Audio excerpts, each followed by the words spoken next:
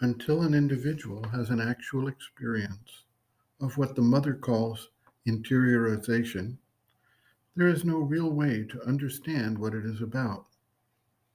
Many people believe that if they sit quietly in meditation or follow an internal train of thought, that they have an inner experience. But this is not what the mother actually refers to. These things are still functions of the surface being, the external personality, and can be likened to the Earth's thin layer of topsoil.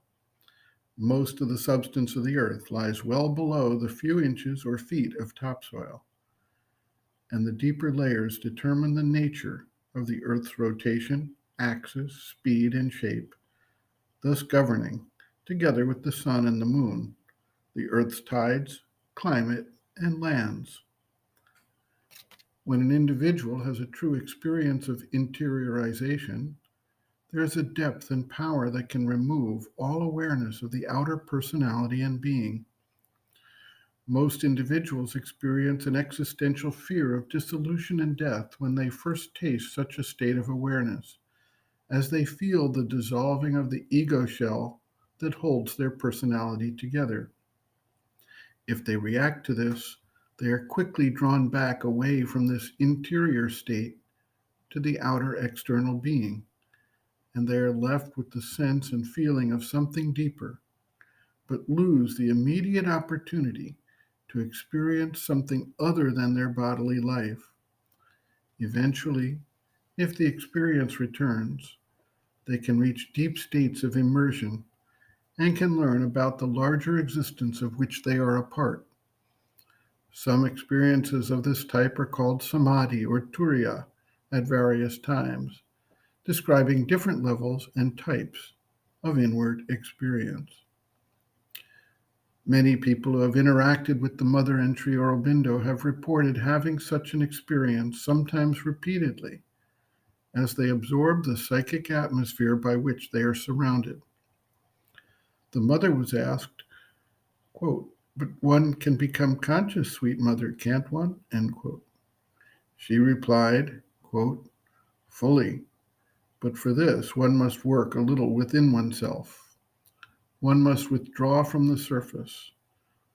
Almost totally, everybody lives on the surface all the time on the surface. And for them, it's even the only thing which exists, the surface. And when something compels them to draw back from the surface, some people feel that they are falling into a hole. There are people who, if they are drawn back from the surface suddenly, feel that they are crumbling down into an abyss. So unconscious are they. They are conscious only of a kind of small, thin crust, which is all that they know of themselves and things in the world. And it is so thin a crust. Many I have experienced, I don't know how often. I tried to interiorize some people, and immediately they felt that they were falling into an abyss, and at times, a black abyss. Now, this is the absolute inconscience, but a fall into something which for them is like a non existence. This happens very often. People are told, sit down and try to be silent, to be very quiet. This frightens them terribly. A fairly long preparation is needed in order to feel an increase of life when one goes out of the outer consciousness.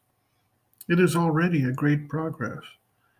And then there is the culmination, that when one is obliged for some reason or other to return to the outer consciousness, it is there that one has the impression of falling into a black hole, at least into a kind of dull, lifeless grayness, a chaotic mixture of disorganized things with the faintest light.